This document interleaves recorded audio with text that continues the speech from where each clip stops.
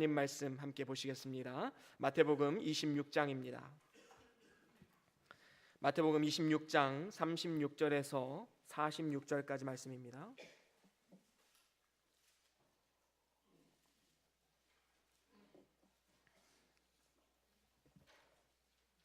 마태복음 26장 36절에서 46절까지 말씀, 저와 여러분들이 한 절씩 교독하시고 마지막 절은 함께 읽겠습니다. 이에 예수께서 제자들과 함께 겟세마네라 하는 곳에 이르러 제자들에게 이르시되 내가 저기 가서 기도할 동안에 너희는 여기 앉아 있으라 하시고,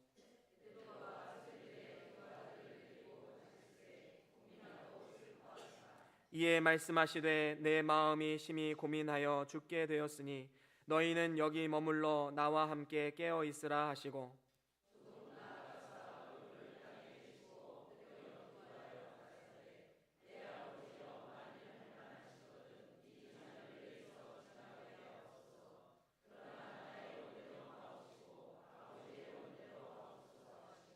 제자들에게 오사 그 자는 것을 보시고 베드로에게 말씀하시되 너희가 나와 함께 1시 동안도 이렇게 깨어 있을 수 없더냐.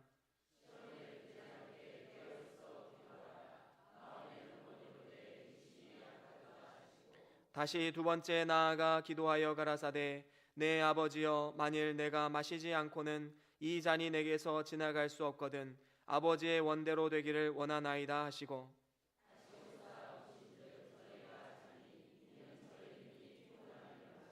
또 저희를 두시고 나아가 세 번째 동일한 말씀으로 기도하신 후에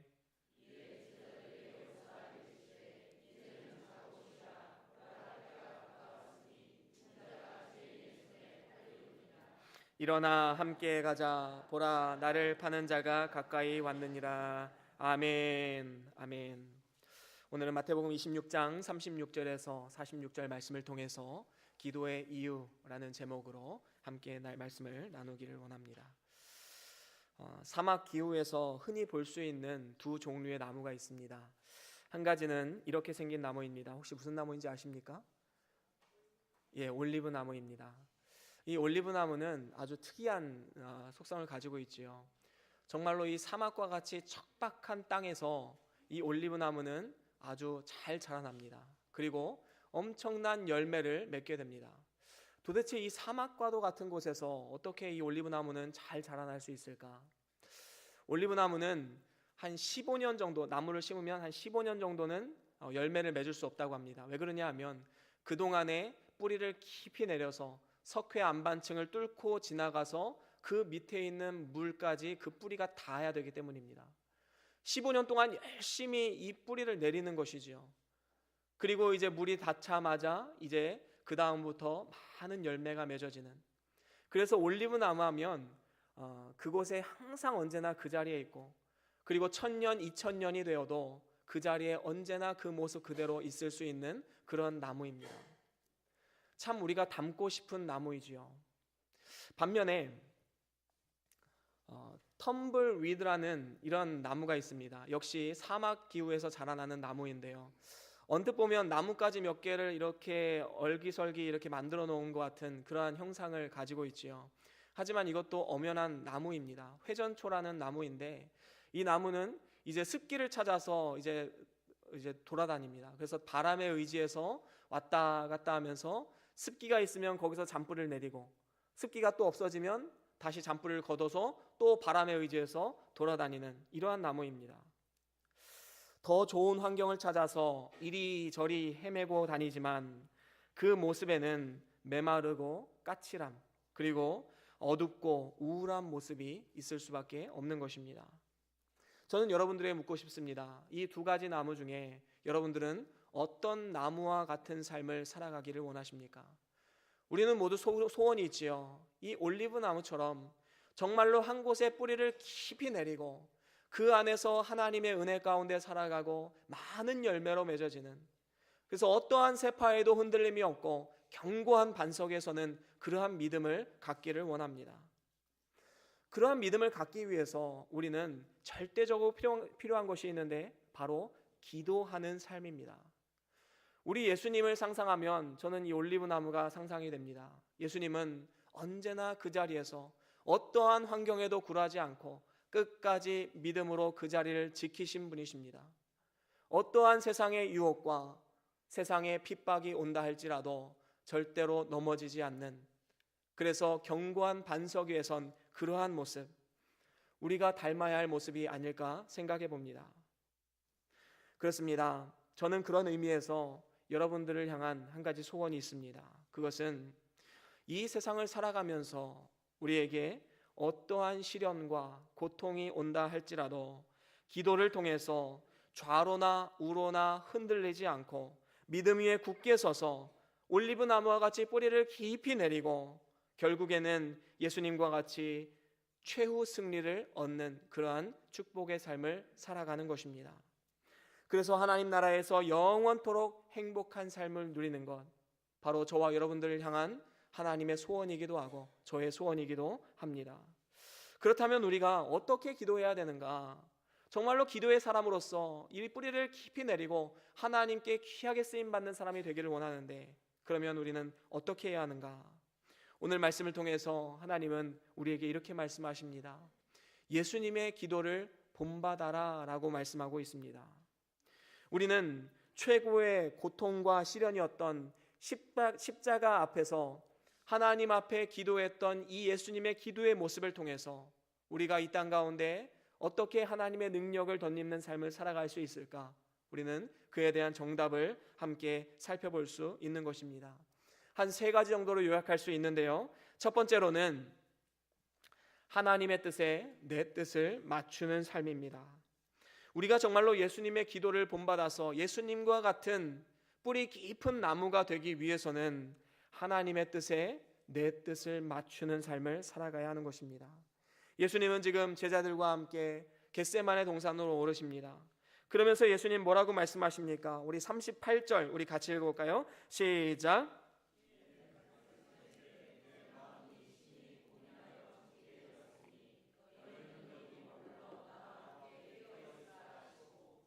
그렇습니다. 여기서 보면 예수님의 표현을 가만히 보면 예수님이 마치 십자가를 지기 싫어하는 것 같은 뉘앙스로 말씀하시기도 합니다.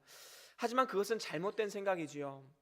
물론 예수님도 우리와 똑같은 인간의 육체를 입고 오셨기 때문에 우리가 느끼는 고통과 슬픔, 기쁨, 모든 감정들을 다 느낄 수 있는 분이십니다. 그렇기 때문에 물론 두려운 마음도 있으셨을 것입니다. 하지만 그로 인해서 십자가를 거부하는 것이다 라고 말할 수는 없는 것이지요. 왜 그러냐면 39절에 이렇게 말씀하고 있기 때문입니다. 우리 39절 한 번 더 읽겠습니다. 시작. 얼굴을 땅에 대시고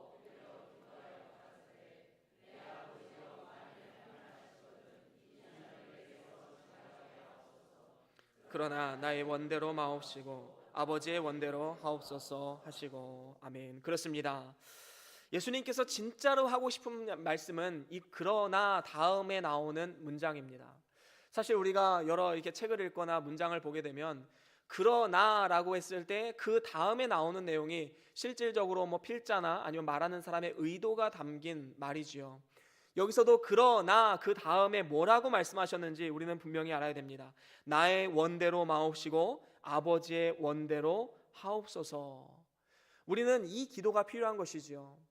우리가 잘못 기도하는 것이 무엇입니까? 때로는 내 뜻이 하나님의 뜻보다 앞설 때가 있다라는 것이지요. 하나님이 원하시는 것은 제쳐두고 내 것만을 막 하나님 앞에 요구하는 것입니다. 예수님을 한번 보십시오. 예수님은 하나님의 뜻을 알았을까요? 몰랐을까요? 예수님은 구약의 율법의 말씀을 완성시키기 위해 오신 분이십니다. 그렇기 때문에 구약의 모든 말씀을 다 이해하시고 아시고 가르치신 분이십니다.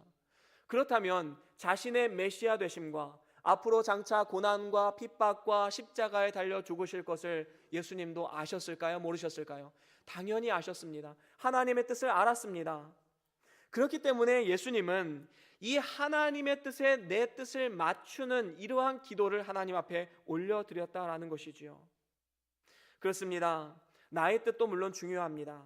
하지만 그보다 더 중요한 것은 하나님의 뜻이 무엇인가? 우리는 그것을 살펴보아야 하는 것입니다. 우리가 기도하면서 쉽게 범하는 오류가 무엇입니까? 내가 이미 정답을 정해놓습니다. 하나님 이렇게 해주셔야 됩니다. 정답을 정해놓고 열심히 기도하지요. 그리고 이제 되지 않으면 낙심하게 되는 것입니다. 그것이 진짜 정답이라면 너무나도 좋겠지만 우리는 때로는 정답이 아닌 것에 때로는 목숨 걸고 달려들 때가 있다라는 것이지요. 한번 우리의 삶을 돌아봅시다. 우리는 하나님께서 내 뜻에 맞춰서 움직여 주기를 원하시는 그러한 하나님을 바라보고 있습니까? 아니면 하나님의 뜻에 내 뜻을 맞추는 이러한 기도를 하나님 앞에 올려드리고 있습니까? 저는 기도하고 있지 않은데요. 여러분, 기도하지 않는다 할지라도 여러분들의 마음에 소원이 있을 것입니다. 아, 참 이렇게 됐으면 좋겠다. 우리가 신앙생활하면서 그런 마음의 소원들, 내가 기도해야지 기도의 자리에 앉아서 기도하는 것이 아니라 그런 마음의 소원들, 이 모든 것들이 한편으로 보면 모든 것이 다 기도입니다. 왜냐하면 이런 마음의 소원들을 사용해서 하나님은 일하시기 때문입니다. 그러면 우리 마음의 소원을 한번 돌아보십시오. 기도의 자리에 우리의 기도를 한번 돌아보십시오. 지금 나의 기도는 하나님의 뜻에 합당한 것입니까? 아니면 내 욕심과 내 야망을 이루기 위한 기도입니까? 우리는 분명히 우리의 삶을 돌아볼 필요가 있습니다.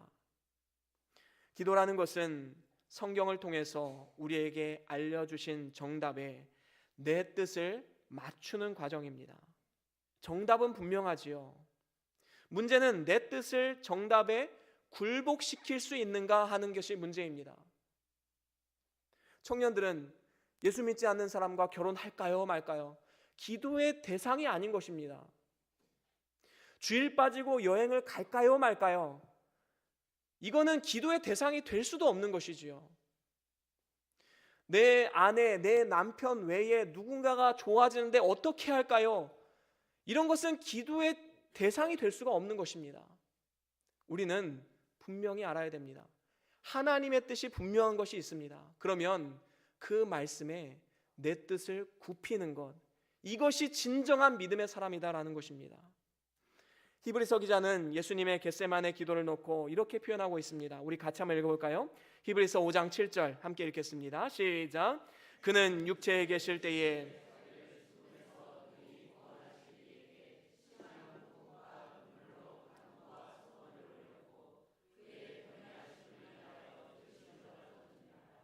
그렇습니다. 여기서 보면 예수님의 이 겟세마네 동산의 기도를 히브리서 기자는 이렇게 표현하고 있습니다. 그의 경외하심을 인하여 들으심을 얻었다. 이것은 무엇입니까? 하나님을 경외하는 마음으로 하나님의 뜻에 합당한 기도를 올려드림을 통해서 하나님께서 응답하셨다, 들으심을 얻었다라는 것이지요. 그렇습니다. 예수님의 기도에 대한 응답은 하나님의 뜻대로 십자가였습니다. 그 십자가를 묵묵히 지고 나아가셨던 그 예수님의 모습, 그렇습니다. 이 예수님의 기도의 중심에는 하나님의 뜻이 있었습니다. 바로 그 기도를 하나님은 기쁘게 받으시고 응답하신다라는 것입니다. 물론 우리가 세상 일에 대한 기도에 전혀 힘쓸 필요가 없다는 말은 아닙니다. 우리가 운영하는 사업체를 위해서, 아니면 우리의 몸이 아픈데 아픈 몸을 위해서 기도하는 것, 직장에서 빨리 승진할 수 있기를 기도하는 것, 내 자녀들 성공을 위해서 기도하는 것, 이런 기도도 너무나도 중요합니다. 하지만 우리의 기도의 마지막에는 어떤 고백이 있어야 됩니까? 이 모든 것들이 하나님의 뜻대로 되어지기를 원합니다. 바로 이 기도의 고백이 진정한 고백이다라는 것이지요. 왜냐하면 우리는 하나님의 주권을 인정하는 사람들이기 때문입니다. 이것을 이해하지 못하는 사람들은 이렇게 조롱하기도 합니다. 예수 믿는 사람들은 기도하고 응답돼도 하나님의 뜻, 응답되지 않아도 하나님의 뜻이라고 말한다라고 그렇게 비아냥거리기도 하지요. 하지만 이 말을 가만히 보십시오. 이 말은 틀린 말이지만 어떤 면에서 보면 맞는 말이기도 합니다. 왜 그렇습니까? 그것은 그저 돼도 좋고 안 돼도 좋다 이런 식으로 기도하는 것이 아니라 우리의 기도는 무엇입니까? 하나님께서 우리에게 해가 되지 않는 것은 주시지 않는다라는 것을 믿는, 하나님의 주권을 믿는 사람들이기 때문입니다. 열심히 기도했는데도 주지 않는다면 하나님의 주권 안에서 우리는 하나님의 뜻을 바라봐야 되는 것이죠. 왜 하나님이 주시지 않으실까?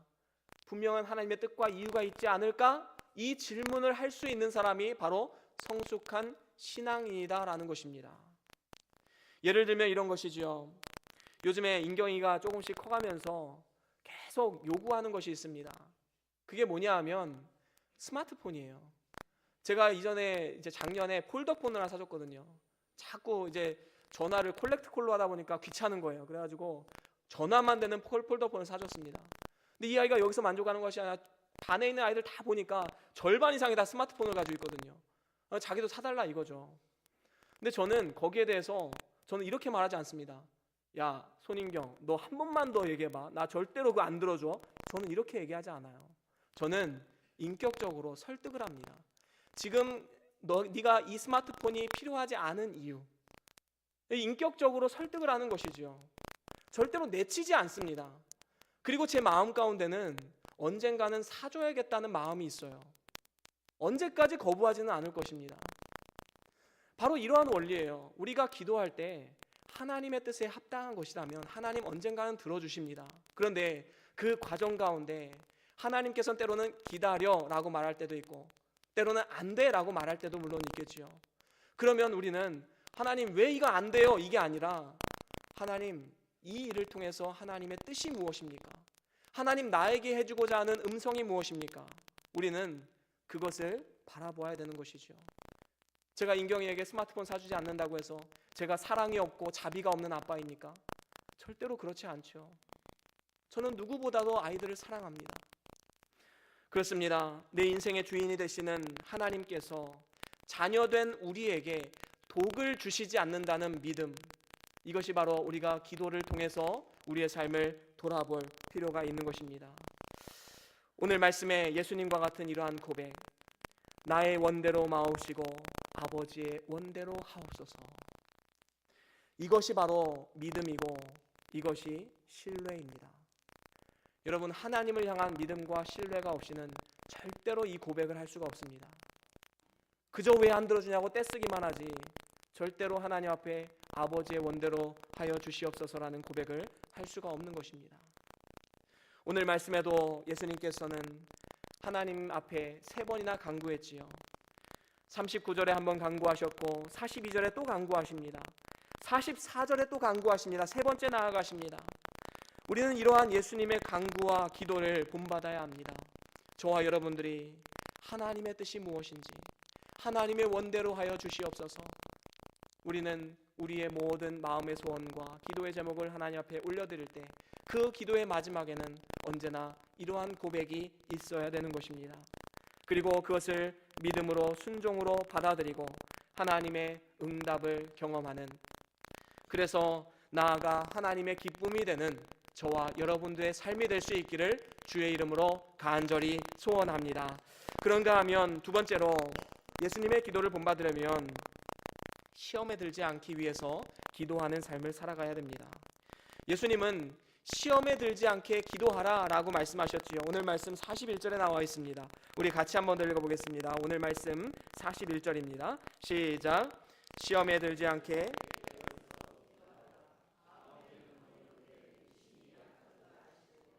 그렇습니다. 시험에 들지 않게 기도하라 라고 말씀하고 있지요. 여기서 시험이라는 단어는 성경의 전체로 볼 때 이 시험이라는 단어는 두 가지로 좀 분리할 수가 있습니다. 한 가지는 뭐냐 하면 시련으로서 주시는 시험이 있어요. 이 시련으로서 주시는 시험은 영어로 테스트 트라이얼이라고 말할 수 있는데 이것은 하나님이 주시는 시련입니다. 그러면 하나님이 주시는 시험은 세우기 위함입니까? 넘어뜨리기 위함입니까? 세우기 위함이지요. 우리는 목적을 분명히 알아야 됩니다. 하나님이 주시는 시험은 우리를 바로 세우기 위한 시험입니다. 반면에 이 시험에 또 다른 의미가 있는데 두 번째로는 유혹으로서의 시험이 있어요. 템테이션으로서의 시험입니다. 그러면 이 시험은 누가 주는 거예요? 사단이 주는 것입니다. 그리고 사단이 주는 시험은 우리 목적이 뭐예요? 우리를 넘어뜨리게 하기 위한 목적을 가지고 있습니다. 그러면 오늘 말씀에 시험에 들지 않게 기도하라 라고 말씀하신 것은 이 시험은 어떤 의미일까요? 전자일까요? 후자일까요? 후자이죠. 시험에 들지 않기 위해 기도하라. 사단이 주는 유혹으로부터 넘어지지 않도록 기도하라 라고 우리 주님께서 말씀하고 있으신 것입니다. 물론 사단의 시험도 하나님의 주권과 권세 안에 있는 것입니다. 하지만 우리가 이 시험을 당할 때에 우리는 하나님의 뜻을 바라보고 하나님을 더욱더 의지하고 주님 앞에 기도함으로 나아감을 통해서 이 모든 시험들을 이겨낼 수 있는 힘과 능력과 또 피할 길을 얻을 수 있는 지혜를 얻게 된다라는 것입니다. 그래서 고린도전서 10장 13절에 보면 이렇게 말씀하고 있지요. 우리 같이 읽어보겠습니다. 시작. 사람이 감당할 시험 밖에는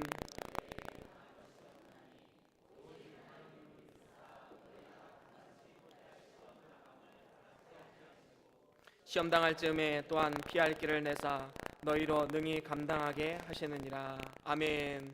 여기서 말하는 이 시험도 영어 성경을 보면 템테이션으로 썼습니다. 그렇기 때문에 이 시험, 너희들이 감당할 시험 밖에는 너에게 당한 것이 없다. 이 말을 한마디로 말하면 우리가 당하는 사단의 유혹이나 시험도 누구의 주권 아래 있어요? 하나님의 주권 아래 있다라는 것이지요. 그렇기 때문에 하나님의 주권에 있다라는 것을 믿는다면 이 시험을 이겨내려면 누구를 의지해야 돼요? 하나님을 의지하는 수밖에 없다라는 것입니다. 그렇게 할 때에 하나님께서는 피할 길도 따로 내어주신다라고 말씀하고 있음을 우리는 볼 수 있습니다. 그렇습니다. 우리의 삶 가운데 많은 유혹과 핍박들 이겨낼 수 있는 힘과 능력을 어떻게 받을 수 있겠습니까? 그것은 오직 기도를 통해서 하나님과의 깊은 교제함을 통해서 피할 수 있는 또한 지혜도 얻을 수 있게 되는 것입니다. 여러분들은 누구나 한 번쯤은 예방접종을 맞아보신 적이 있으실 것입니다. 예방접종을 왜 맞을까요? 우리 몸 안에 있는 이 바이러스에 대한 항체를 형성하는 것이지요. 만약에 이 백신을 공중에다 뿌려보십시오. 그런다고 해서 그 주변에 있는 그 병균들이 죽을까요?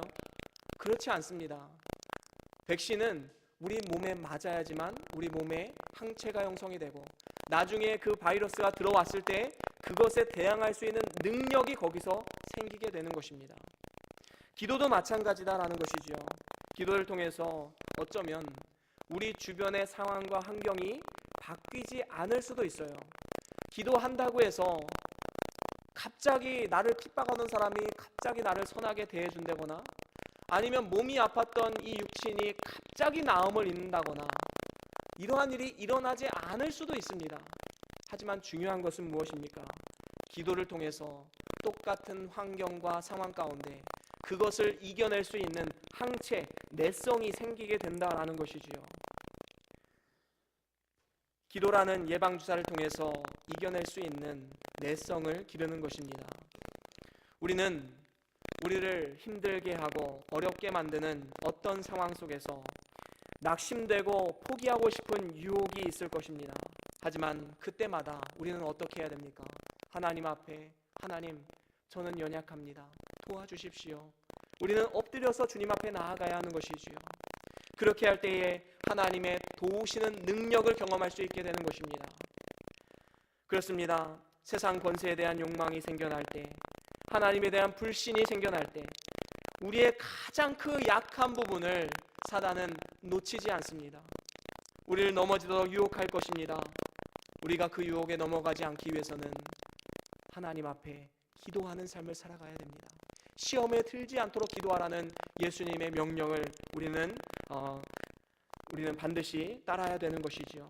그래서 베드로전서 5장 8절에 이렇게 말씀합니다. 우리 같이 읽어볼까요? 시작. 근신하라 깨어라 너희 대적 마귀가. 그렇습니다. 근신하라 깨어라 너희 대적 마귀가 우는 사자와 같이 두루 삼킬 자를 찾나니. 지금도 호시탐탐 우리를 넘어뜨리기 위해서 사단은 우리를 유혹해 올 것입니다. 우리의 영은 하나님이 원하시는 방향으로 가기를 원하지만 우리의 육신이 연약합니다. 그래서 때로는 낙심하고 포기하고 넘어질 때가 많이 있지요. 그렇기 때문에 41절 마지막에도, 오늘 본문 말씀 41절 마지막에도 예수님께서 이렇게 말씀하셨지요. 마음에는 원이로되 육신이 약하도다. 마음에는 원이로되 우리의 육신의 연약함으로 인해서 하나님 말씀을 따르지 못했던 때가 얼마나 많이 있습니까? 저와 여러분들에게는 각자에게 연약한 부분이 있습니다. 혹시 여러분들에게 연약한 부분이 무엇입니까?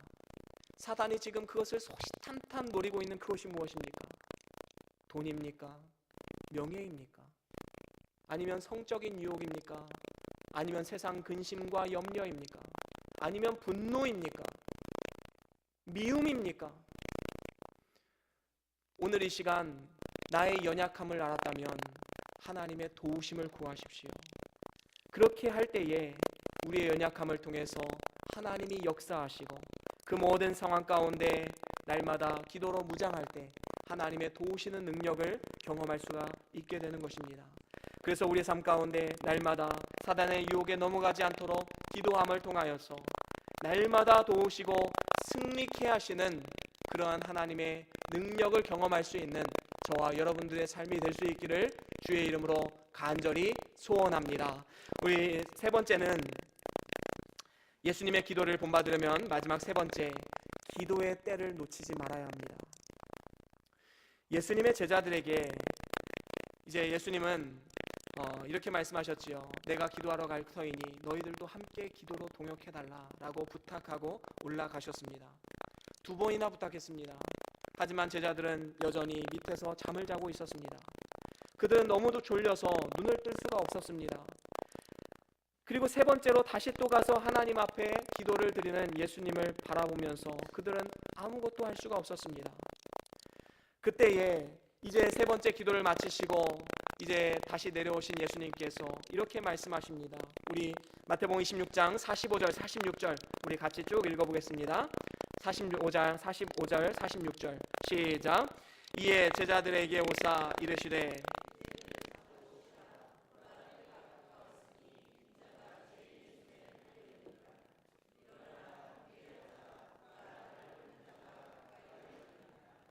그렇습니다. 아멘. 여기서 보면 제자들의 지금 실수가 무엇입니까? 기도의 때를 놓쳐버린 것이지요. 이미 예수님을 잡으러 온 자들이 다가오고 있습니다. 자, 한번 상황을 한번 보십시오. 제자들이 기도를 했든지 안 했든지 적들은 언젠가는 올 것입니다. 그리고 예수님을 잡아다가 조롱하고 핍박하고 십자가에 달리게 만들 것입니다. 하지만 우리의 반응이 문제이지요. 베드로는 기도의 때를 놓치자 어떻게 됩니까? 다가오는 그들을 향해 칼을 듭니다. 대제사장의 종 말고의 귀를 떨어뜨립니다. 예수님 뭐라고 책망하십니까? 칼로 흥한 자는 칼로 망한다. 왜 너는 칼을 쓰느냐? 다시 말하면 왜 너의 분노를 조절하지 못했느냐? 왜 네 생각과 네 이성과 네 경험을 앞세웠느냐? 예수님은 책망하고 있는 것입니다. 기도로 준비하지 않으면 내 것이 나옵니다. 하나님의 능력을 의지하지 않고 내 것이 나오는 것이지요. 그 이후에 어떤 일이 벌어졌습니까? 예수님이 십자가에 못 박혀 죽으셨을 때 예수님을 3번이나 부인하고 마지막에는 예수님을 저주까지 했습니다. 과연 이러한 일들을 베드로는 상상조차 했을까요? 나를 위해 기도하라고 말씀하셨을 때 앞으로 이런 일들이 일어날 것을 베드로는 아마 상상조차 하지 못했을 것입니다. 다른 제자들이라고 달랐을까요? 다른 제자들도 십자가 앞에 다 뿔뿔이 흩어져 버렸지요. 예수님을 버리고 도망갔습니다. 기도의 때를 놓치면 이렇습니다. 나의 생각과 나의 욕심, 나의 잘못된 열정이 불쑥불쑥 튀어나오게 되는 것입니다. 하나님의 일에 역행하는 일에 쓰임받게 되는 것이지요. 예수님께서 유월절 만찬에 제자들에게 이러한 말씀을 하셨죠. 너희 중에 한 사람이 닭이 울기 전에 3번 나를 부인할 것이다. 예수님은 그 사람이 누구인지는 정확히 딱 집어서 말씀하진 않으셨습니다. 그러면 제자들의 반응이 어때야 됩니까? 하나님, 제가 나의 스승님이고 나의 구주이신 우리 예수님을 절대로 배반하지 않겠습니다. 하나님, 내가 어떠한 상황 가운데서도 내가 배반하지 않을 수 있는 능력과 힘을 공급해 주시옵소서.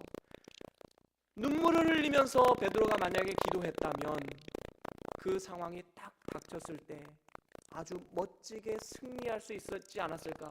우리는 그 생각을 해볼 수가 있는 것이지요. 베드로의 삶은 아마도 굽이굽이 돌아가지 않고 하나님 앞에 멋지게 순종했던 신앙인으로서 성경 말씀에 등장했을 것입니다.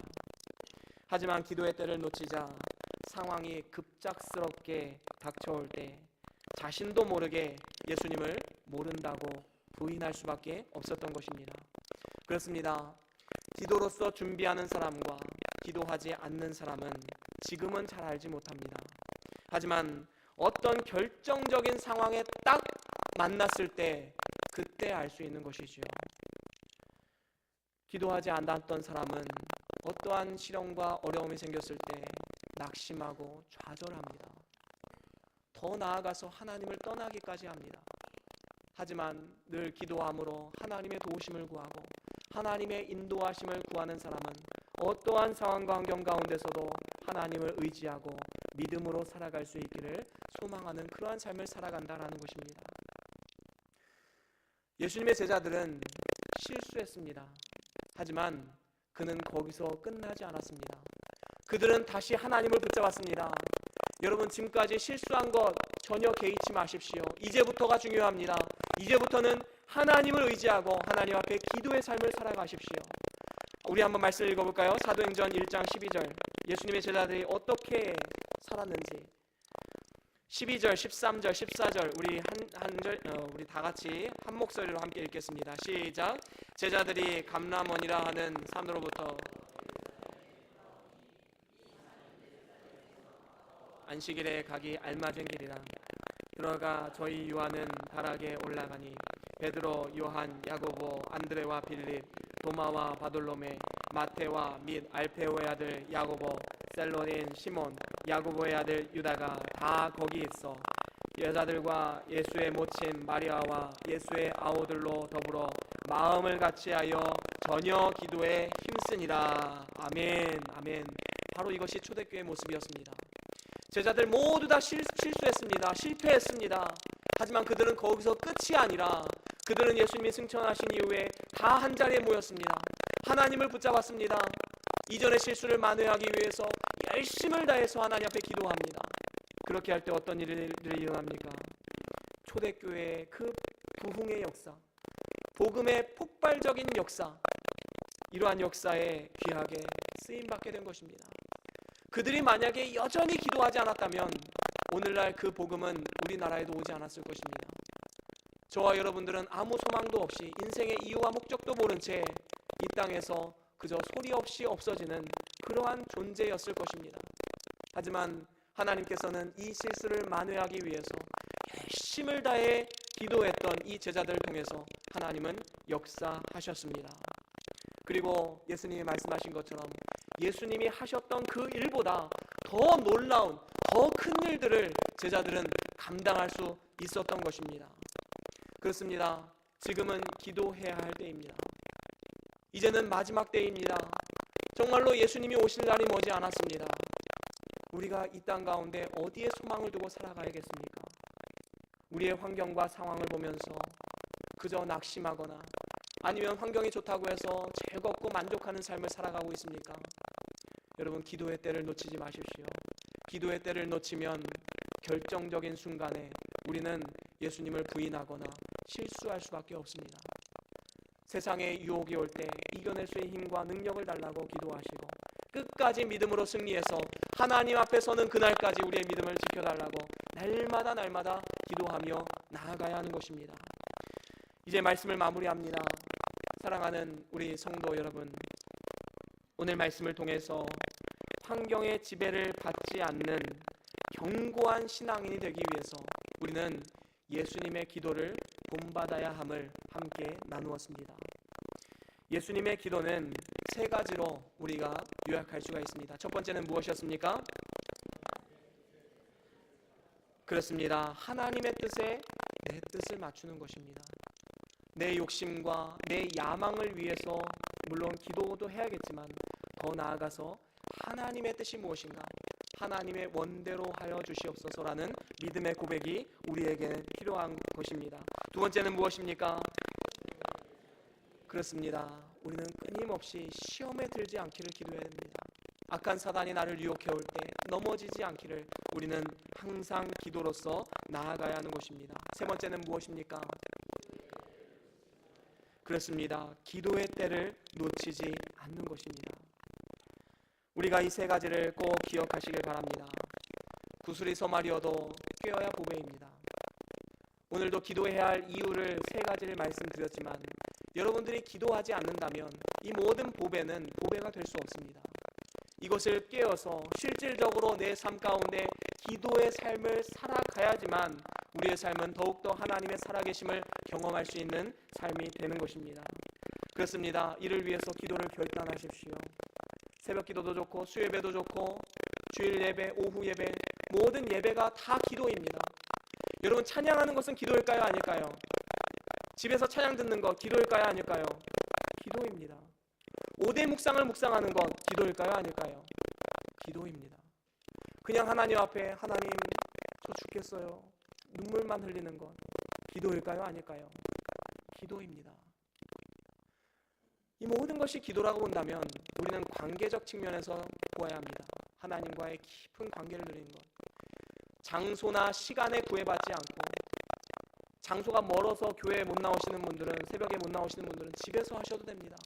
시간을 정해놓고 하십시오. 하나님과의 깊은 교제를 누리십시오. 형식에 구애받지 마십시오. 뭐 기도할 때 우리가 대표 기도하듯이 막 존귀하신 하나님, 우리 주님께 영광과 감사를 올려드립니다, 이런 식으로 기도하실 필요 없어요. 대표 기도할 때는 당연히 형식이 중요합니다. 하지만 개인 기도하실 때는 그냥 하나님 앞에 마음을 털어놓으십시오. 하나님의 도우심을 구하십시오. 하나님의 은혜를 받으십시오. 하나님을 묵상하시고, 예수님을 묵상하시고, 성령 하나님 묵상하시고, 내가 누구인지 묵상하시고, 내가 어떻게 살아가야 할지 묵상하십시오. 이 모든 것이 다 기도입니다. 하나님과의 관계적인 측면에서 이러한 기도의 삶을 통해서 우리의 모든 삶 가운데 주어지는 모든 삶 가운데 하나님의 살아계심을 날마다 경험하고 하나님의 역사하심에 동참하시는 저와 여러분들의 삶이 될 수 있기를 주의 이름으로 간절히 소원합니다. 우리 다같이 함께 오늘 받은 말씀 기억하시면서 잠깐 기도하시겠습니다. 무엇을 들으셨습니까? 무엇을 받으셨습니까? 무엇을 결단하셨습니까? 이 시간 다같이 잠깐 동안 우리 묵상하시면서